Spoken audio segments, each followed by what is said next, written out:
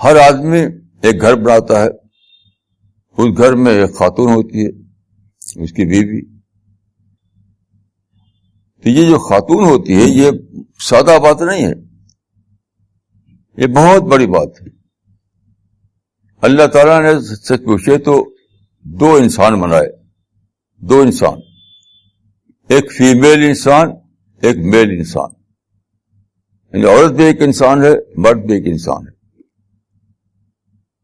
تو اللہ تعالیٰ نے ایک ہی وہ خلق منہا زوجہا، اسی جنس سے عورت کو بنایا. جس جنس سے اللہ تعالیٰ نے بنایا انسان مرد کو، اسی سے عورت کو بنایا. تو کہا کہ اللہ تعالیٰ نے دو انسان بنائے، اس میں سے ایک فیمیل انسان تھا، دوسرا میل انسان تھا.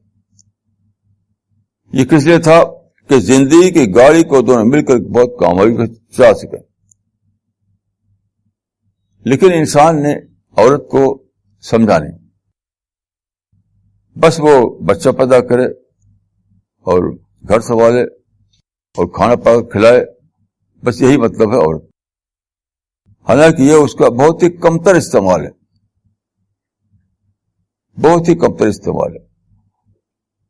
حدیث میں آتا ہے کہ خیر و متاع دنیا البرۃ الصالحہ. کیسی عجیب حدیث ہے، دیکھیے، خیر و متاع دنیا البرۃ الصالحہ. کسی انسان کے لیے سب سے اچھی نعمت ساری دنیا میں، پوری دنیا میں سب سے اچھی نعمت جو ہے وہ ایک صالح عورت ہے. صالح کے معنی یہ نہیں کہ بس نماز روزے والی، یہ مطلب نہیں ہے. ہر عورت صالح ہی ہوتی ہے. اگر آپ صحیح طریقے سے اس کو بہیو کریں تو ہر عورت صالح عورت ہے. اب جیسے دیکھیے، میرے پاس ایک صاحب کا ٹیلیفون آیا پرسوں ایک شہر سے.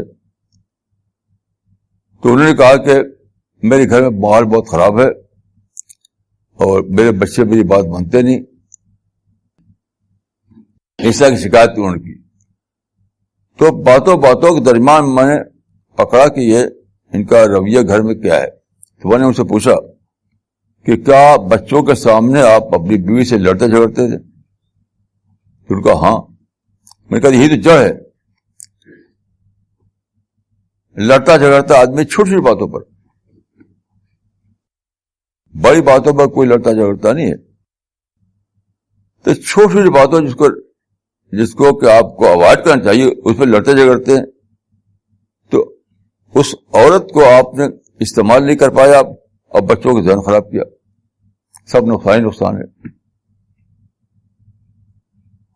تو میں نے کہا سب سے پہلا کام یہ ہے کہ آپ گھر میں اپنی بیوی سے لڑنا جھگڑنا چھوڑ دیجیے، بالکل ختم.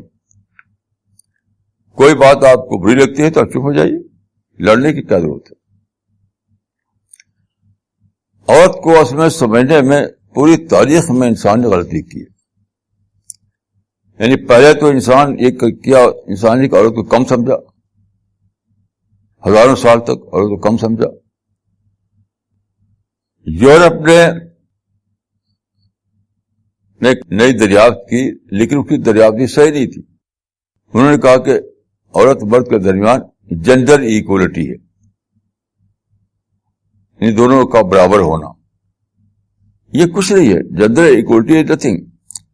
صحیح بات ہے جینڈر پارٹنرشپ.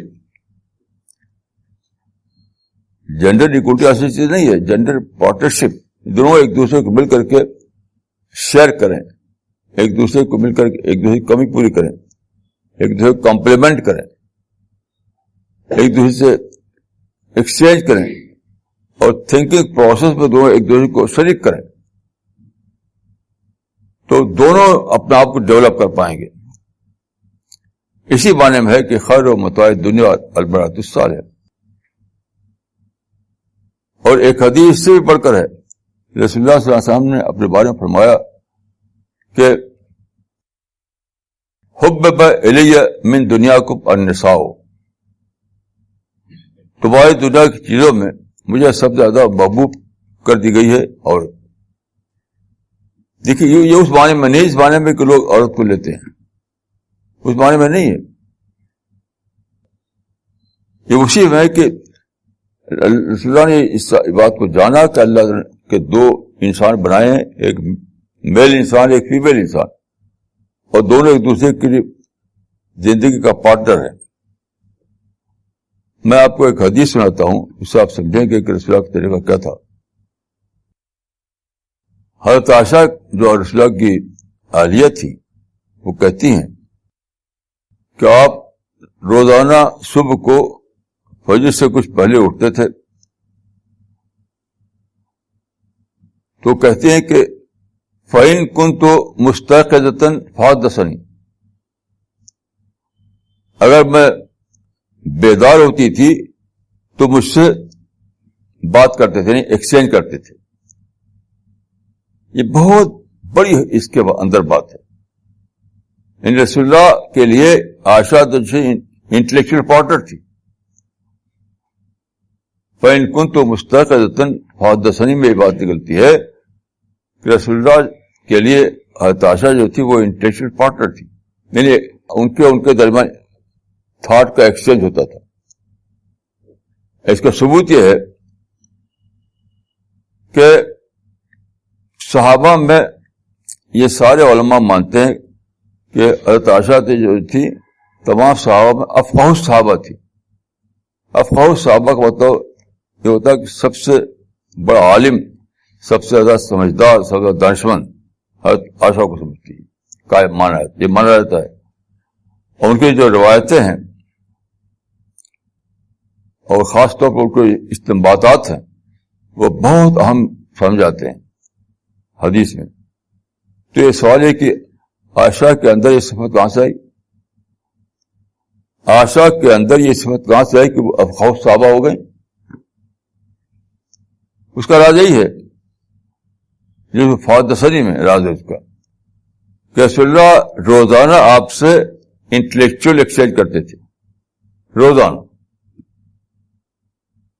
اور دیکھیں ایکسچینج سادہ بات نہیں ہے،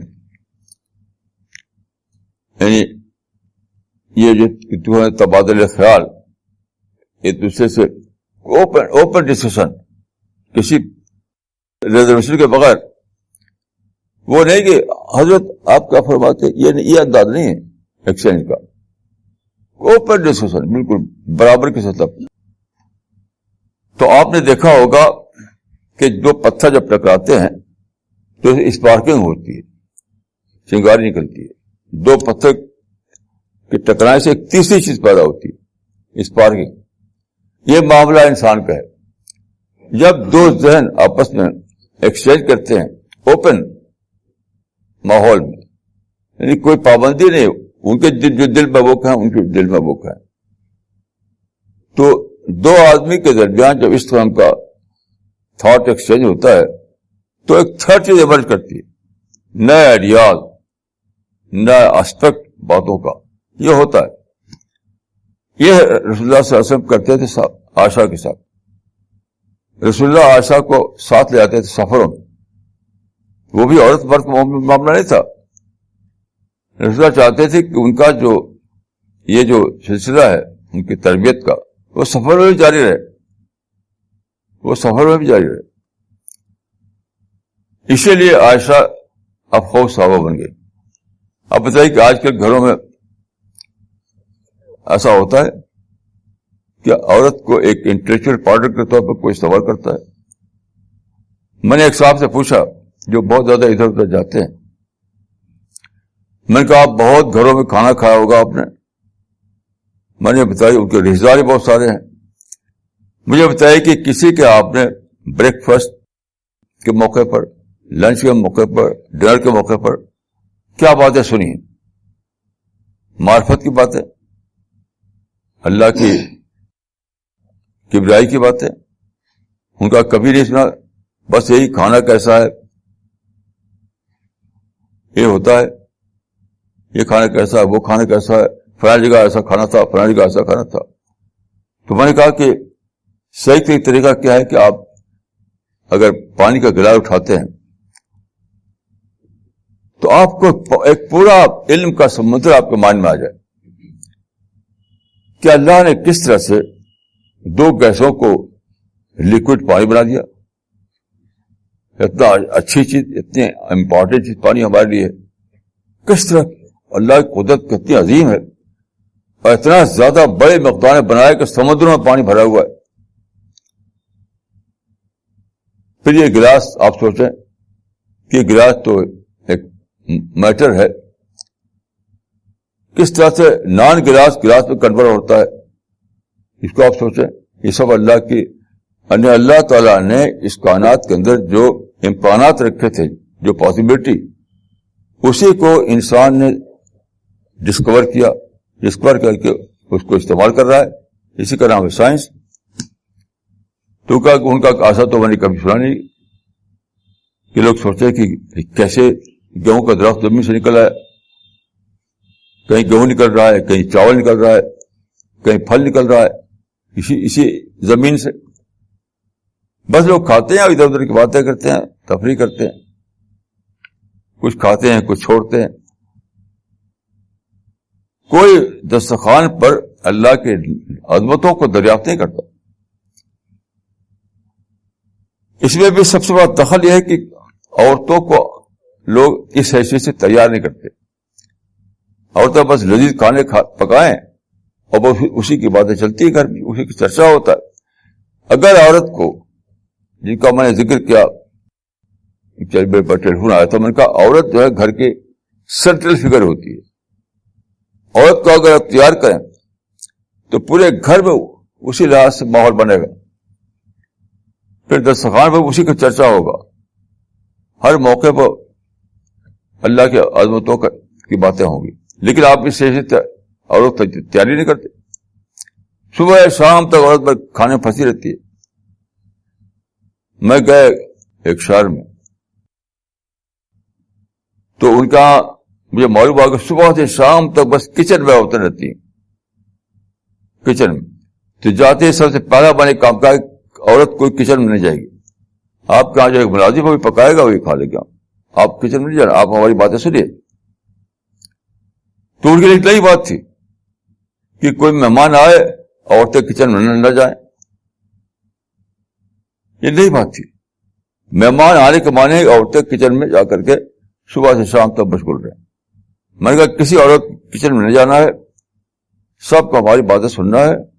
گھر میں جو کام کرنے والی ایک عورت ہے وہ جو پکا دی کہ کھانے کے ہوئی ہم. یہ کہیں یہ ماحول ہی نہیں کسی گھر میں, یہ گھر میں کسی گھر میں یہ ماحول نہیں. میں بامبے گیا تو ایک صاحب نے, میں کسی ہوٹل میں ٹھہرا ہوا تھا, تو ایک صاحب نے کہا کہ میرے گھر چلیے. تو اپنی کار پر مجھے بٹھا کر لے چلے. تو پھر میں نے دیکھا کہ جو روڈ گھر کی طرف جاتی اس سے مڑ کے ایک اور طرف جا رہے ہیں. میں نے کہا ادھر کہاں جا رہے ہیں؟ تو پتہ چلا کہ گوشت خریدے جا رہے ہیں. تو میں نے کہا مجھے گوشت نہیں کھانا, جو ہے وہی کھانا ہے مجھے. یعنی مجھے لے جا رہے ہیں تو ان کے بارے میں کہا ہوا ہے کہ گوشت خریدنا ضروری ہے.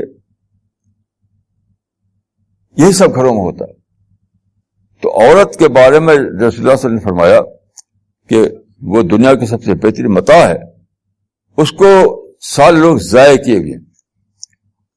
میں تو یہ کہوں گا کہ موجودہ زمانے میں ہر گھر ایک لیونگ گریو یارڈ ہے, زندہ قبرستان.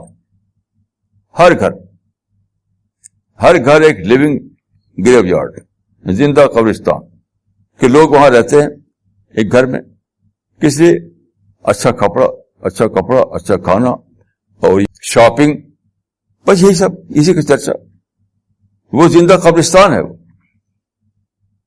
جہاں اللہ کی باتیں نہ ہو, جہاں معرفت کا چرچا نہ ہو, جہاں دعوتی مشن کا ذکر نہ ہو, وہ زندہ قبرستان ہے وہ. تو یہی ہر گھر کا حال ہے. جو داڑھی والے ہیں ان کا بھی, جو بے داڑھی والے ہیں ان کا بھی, جو مولوی ہیں ان کا بھی, جو مسٹر ہے ان کا بھی. تو یہ جو حدیث میں نے سنائی کہ غصہ نہ کرو, تو اس کے معنی کیا ہے؟ اپنے گھر کو ایسا ماحول بناؤ کہ وہاں غصہ اور نیگیٹو تھنکنگ, نفرت کی باتیں, شکایت کی باتیں یہ بالکل نہ ہو. کا کچھ چرچا ہی نہ ہو وہاں پر، تب کیا ہوگا؟ ہر ایک کو موقع ہوگا کہ وہ معرفت کی باتیں سوچے، انٹلیکچوئل ڈیولپمنٹ کی باتیں سوچے، تب ایسا ہوگا، ورنہ ہوگا نہیں. تو میں سمجھتا ہوں کہ اللہ تعالیٰ نے عورت انسان کے لیے ایک گفٹ ہے، ایک تحفہ ہے، لیکن ہر ایک نے اس تحفے کو برباد کر رکھا ہے. کیونکہ کیا ہے؟ بس شاپنگ، کھانا، کپڑا، فرنیچر، اسی میں صبح سے شام گزرتے ہیں. تو سب سے بڑا عورت کا جو استعمال ہے وہی ہے جو حدیث میں آیا کہ فحدثنی، یعنی مجھ سے ایکسچینج کرتے تھے. تو عورت اور مرد دونوں ایک دوسرے کے لیے انٹلیکچوئل پارٹنر بنے، اس سے دونوں کو ذہنی ارتقاء ہوگا.